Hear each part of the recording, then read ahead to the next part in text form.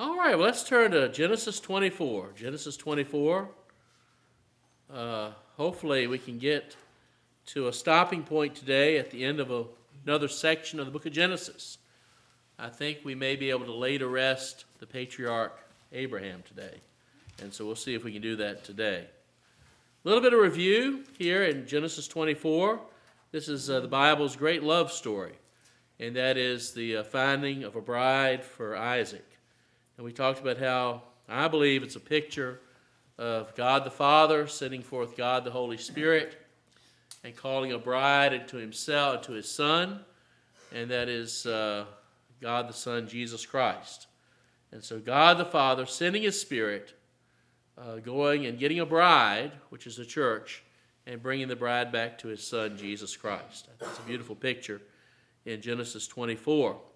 But in verse 56, the servant says to Rebekah's brother and father, "Hinder me not, seeing the Lord hath prospered my way. Send me away that I may go to my master." And they said, "We will call the damsel and inquire at her mouth." And they called Rebekah and said unto her, "Wilt thou go with this man?"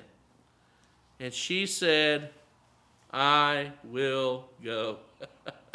If I was an evangelist, I could just park there for a long time.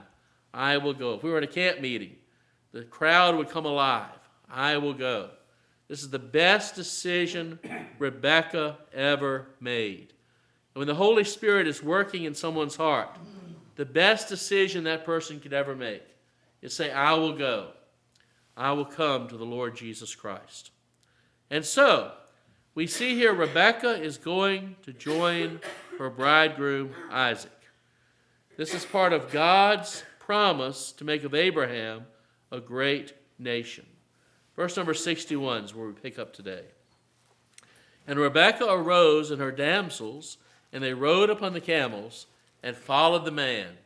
And the servant took Rebekah and went his way." So here she is. She not only said, "I will go," but Rebekah willingly leaves with Abraham's servant to go meet her bridegroom Isaac. Verse number 62, "And Isaac came from the way of the well Lahairoi, for he dwelt in the south country." Lahairoi. Where have we seen that well before? Well, let's look at Genesis chapter 16, verses 13 and 14. And we see here Hagar fleeing from her mistress Sarah. And she is with child. And the angel of the Lord finds Hagar in the wilderness. And there in the wilderness, it says in verses 13 and 14, "And she called the name of the Lord that spake unto her, Thou God seest me." And that is Lahairoi. "For she said, Have I also here looked after him that seeth me? Wherefore the well was called Bir Lahairoi. Behold, it is between Kadesh and Bered." And so here she is, out in the wilderness, and the angel of the Lord finds Hagar and shows her this well. And she names this well, or this well comes to be named, "Him that liveth and seeth me." God took notice of Hagar, and God saved Hagar, and God told Hagar to do what? Go back to Abraham and go back to Sarah. And of course, Hagar had Ishmael, and eventually Ishmael had to be cast out. But anyway, what a wonderful place for him to be. The well that means him that liveth and seeth me. And so here he is, 40 years old, Isaac, a single man, missing his mama, and he wants to be married. And he's reminded when he looks at this well, this landmark there in the land, God is alive and God sees me.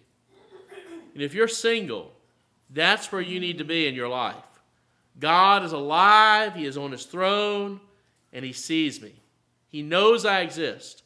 And if he wants me to be married, he will bring someone into my life. I being in the way, the Lord will lead us. Okay, verse number 63. And Isaac went out to meditate in the field at the eventide. So he's going out to do what? He's going out to think about these things. He's going out to pray about different matters. He's going to center his life on God. And so once again, we see another principle for single people. And that is, as you await your spouse, don't just fret and get bitter and angry and things like that. Instead, pray. Be in the Word of God. And just consider what God would have you to do with your life while you're single. And so here is Isaac out there meditating, thinking about, life and what he ought to do and thinking about the Lord. And guess what? He lifts up his eyes and he saw, and behold, the camels were coming. I think there is an evangelist that preached the camels are coming. But there's another phrase there. The camels are coming. You see the dust stirring in the distance, and the camels are coming. In verse number 64, and Rebekah lifted up her eyes, and when she saw Isaac, she lighted off the camel. And that was a joke that Brad Quackenbush used to make about how she lit off her camel. And that was the brand she smoked. That was Brad Quackenbush used to say that. But she got off of her camel when she saw Isaac. And she said to the servant, "What man is this that walketh in the field to meet us?" And the servant had said, "It is my master." Therefore she took a veil and she covered herself. She saw Isaac in all of his 40-year-old muscular masculinity. And she said to herself, "What man is this?" Kind of reminds me of Adam when he saw Eve, said, "Whoa, man." She is just thrilled. She had waited. She had kept herself pure. And now, finally, God is revealing to her the man that he wants her to marry. And so, she puts on her veil, covers herself, the tradition of that time. And the servant told Isaac all things he had done. And Isaac brought her into his mother Sarah's tent, took Rebekah, she became his wife, and he loved her, and Isaac was comforted after his mother's death. God brought the bride to the bridegroom. And once they realized that this was God's will, they didn't hesitate to get married. What is marriage? Marriage is not a big wedding. In American society, they say some women are so obsessed with weddings that they don't even have a husband, and they'll throw a big wedding. $30,000, $40,000, $50,000 wedding. Just them standing up there in the bridal outfit. It's kind of weird, isn't it? But I have a cousin, and her first wedding, they had a big tent, had heaters in it, and all kind of money spent. And it ended up in divorce. And she got married a second time, had a simple wedding, and they're still together. I think about Prince Charles and Lady Diana. I remember watching that at my granny's house on the TV. And they said that cost millions of dollars. And that was back in the 1980s, when millions of dollars was lots and lots and lots of money. And yet, what happened to that? Tragedy. They split up, and she eventually got killed running from the paparazzi, and just a big mess of it. He had a girlfriend from his high school days who's now acting as the Queen of England. And, it's not, someone actually said that you can predict how good a marriage is going to be because the more money they spend, the less likely they are to stay together. Now, I don't think that's a scientific thing, but the fact of the matter is, it's not the ceremony that matters. It's a commitment of one Christian to another Christian for life. And that's what Isaac and Rebekah had. They met each other, they knew it was God's will, and they went ahead and they tied the knot and got married in Sarah's tent. So there we have it. This romance has ended in marriage like it ought to end. Any comments or questions on that? You can tell I'm a little cynical about these expensive weddings. I just tell Jenny's, husband-to-be, I say, I'll give you $10,000 just to go to Gatlinburg and just get married. We'll find you a little chapel. I'll conduct the ceremony, and that'll be a good down payment on a house, wouldn't it? $10,000.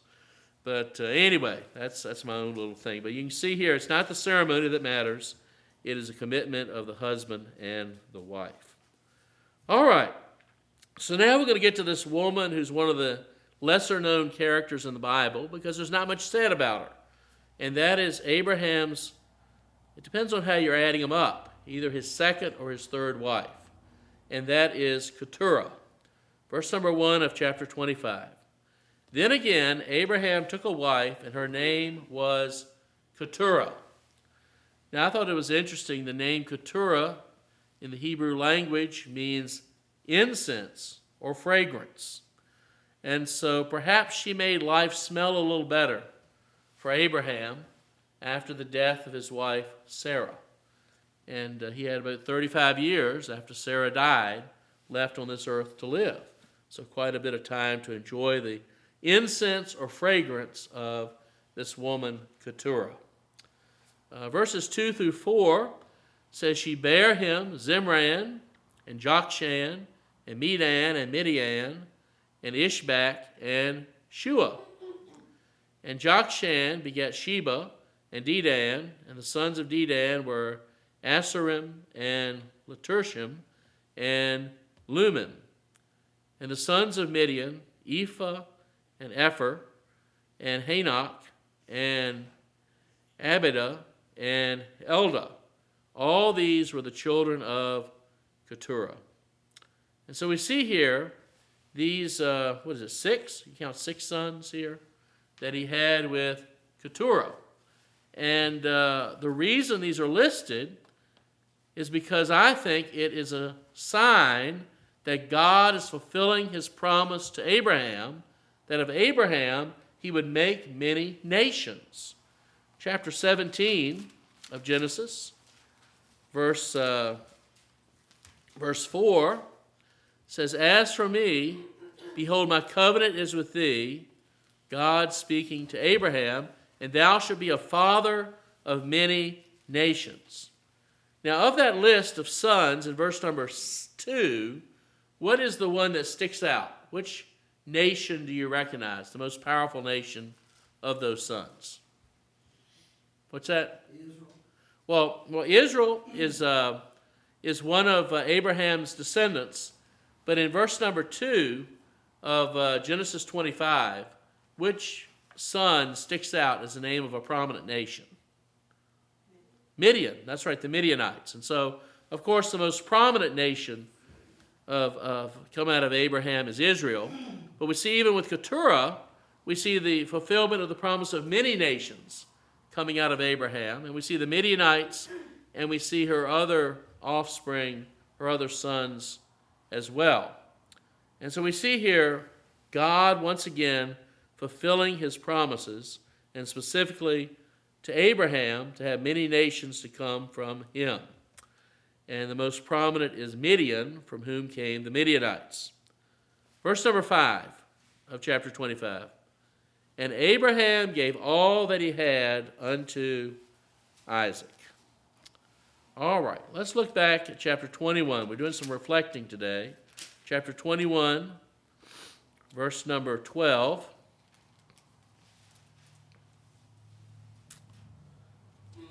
Chapter 21, verse number 12.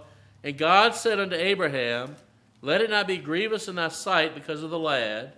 This is when he was kicking out Hagar and Ishmael from his home.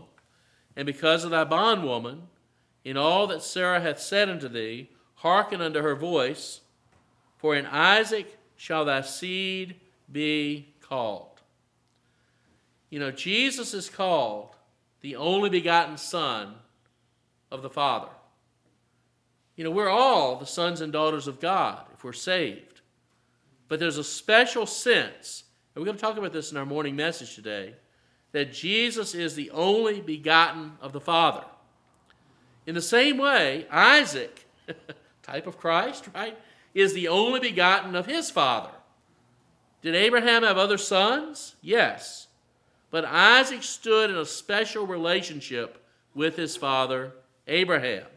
And so Isaac was truly Abraham's only begotten son, because he alone was the son of promise. We're doing some reflecting today, right? So Genesis 17, beginning in verse number 15. Genesis 17, beginning in verse 15. And God said unto Abraham, As for Sarai thy wife, thou shalt not call her name Sarai, but Sarah shall her name be. And I will bless her and give thee a son also of her. Yea, I will bless her, and she shall be a mother of nations. Kings of people shall be of her. Then Abraham fell upon his face and laughed. We don't hear about Abraham laughing as much as we hear about Sarai laughing. But anyway. And he said in his heart, Shall a child be born unto him that is 100 years old? Shall Sarah that is 90 years old bear? Abraham said unto God, Oh, that Ishmael might live before thee. Here's Ishmael, Abraham's flesh and blood. Abraham loved Ishmael. Abraham had grown attached to Ishmael. He said, Let Ishmael stand before thee. I love the boy. Bless him. But then God says in verse 19, Sarah thy wife shall bear thee a son indeed. Thou shalt call his name Isaac, and I will establish my covenant with him for an everlasting covenant, and with his seed after him. Chapter 21, we see here again, verses 9 through 12.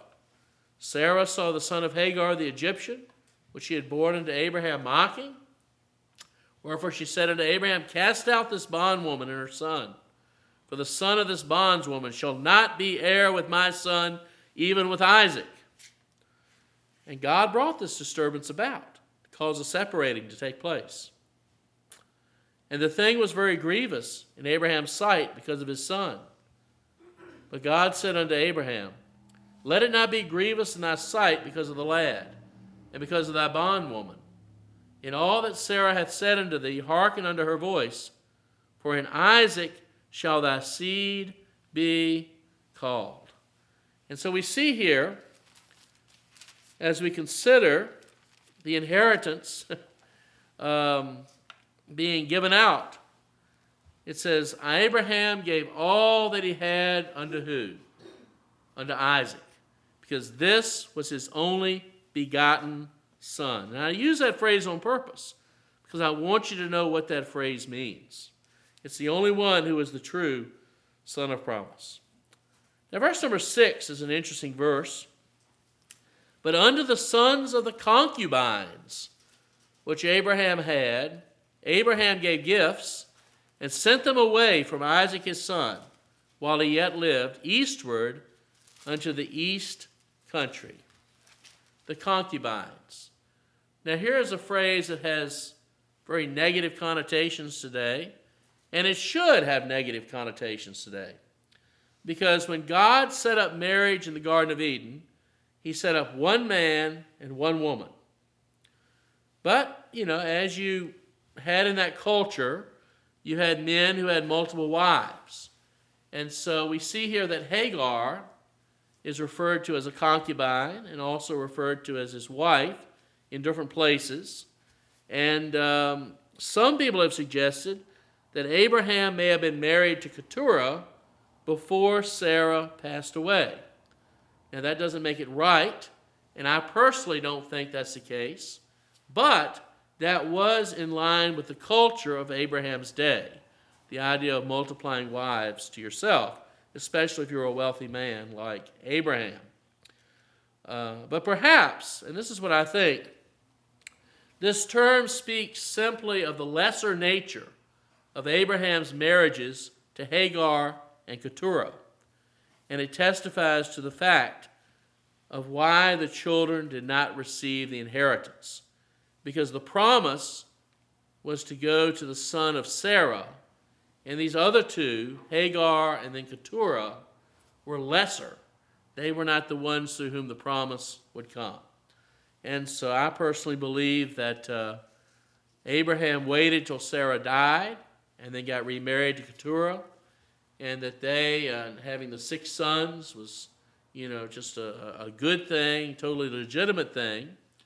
But it does, this term concubine, does show that the marriage to Keturah and the relationship he had with Hagar was less than what he had with Sarah.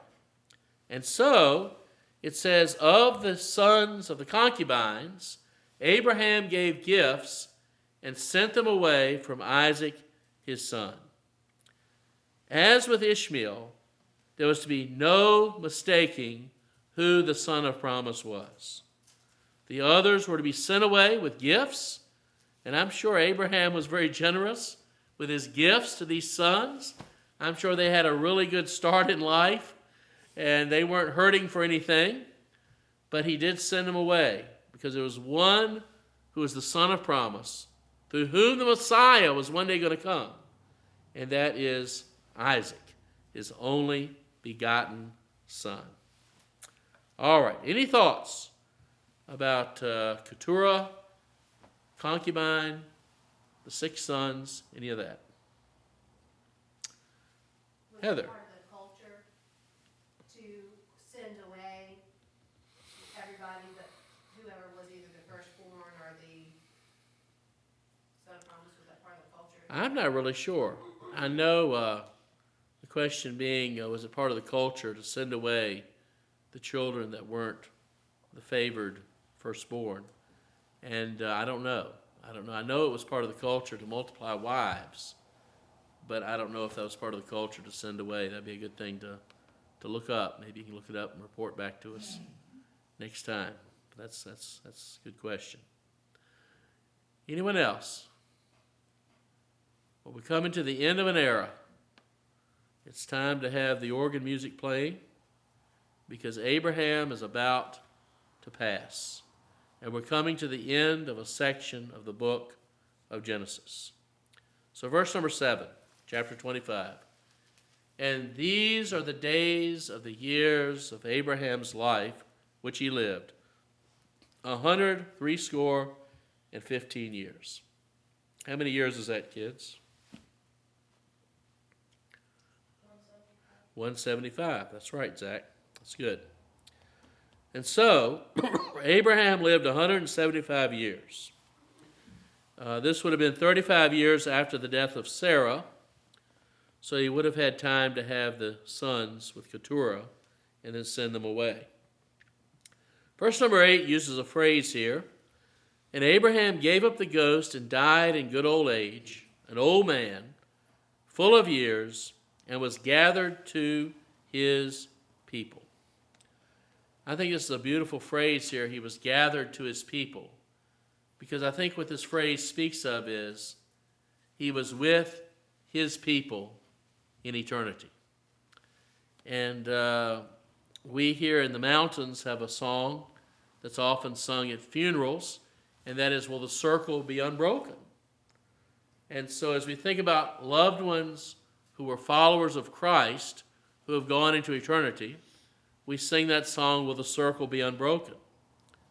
We know, brother, you're praying for your physical brother to be saved. And that's one of those things you plead. When we get to eternity, we want to all be around that table at the marriage supper of the Lamb.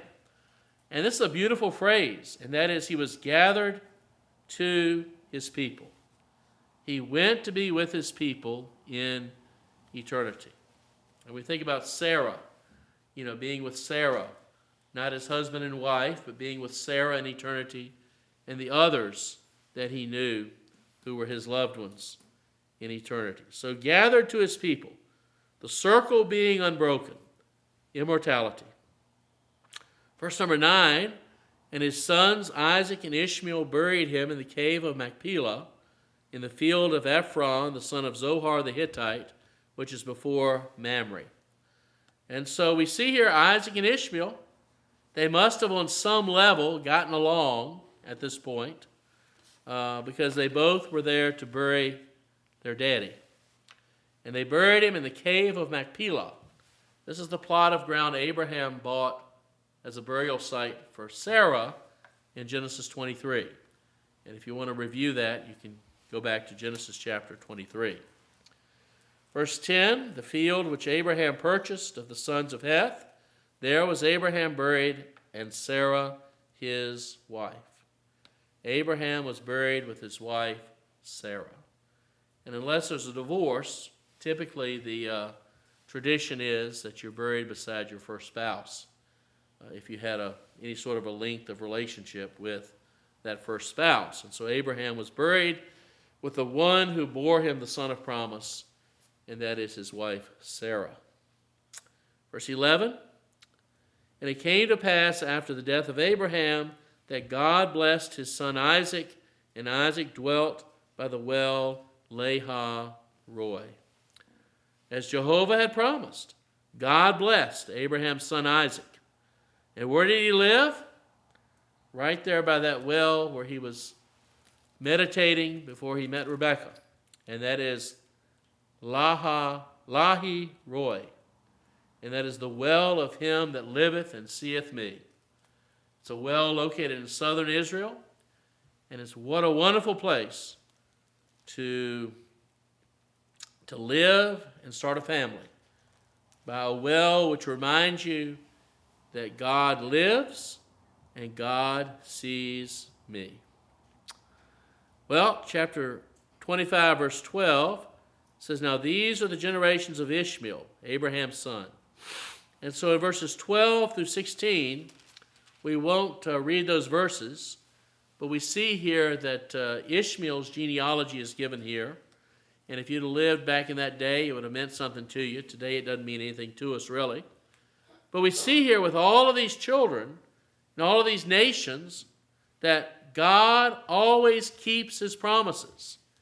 And he kept his promises to Hagar and to Ishmael to bless them. Genesis 17, verse 20. As for Ishmael, God says to Abraham, I have heard thee. Behold, I have blessed him, and will make him fruitful, and will multiply him exceedingly. 12 princes shall he beget, and I will make him a great nation. And so 12 princes. And we see in verse number 16, 12 princes according to their nations. Jehovah always keeps his promises. Always. Chapter 21, verse 13. And also of the son of the bondwoman will I make a nation, because he is thy seed. And so you say, well, Keturah, that's not fair. She wasn't buried beside Abraham. Well, Keturah has 6 sons. That wasn't fair. They didn't receive the inheritance. But by being a child of Abraham, they were blessed. They received the gospel, which is the good news of the coming Messiah one day. They were raised up in a godly home. And then not only that, but because they were Abraham's physical seed, God physically blessed them as well. And so it was with Ishmael. He was blessed. But guess what? What happens to all people? They die. Verses 17 and 18. And these are the years of the life of Ishmael, 137 years. And he gave up the ghost and died. And this is important here.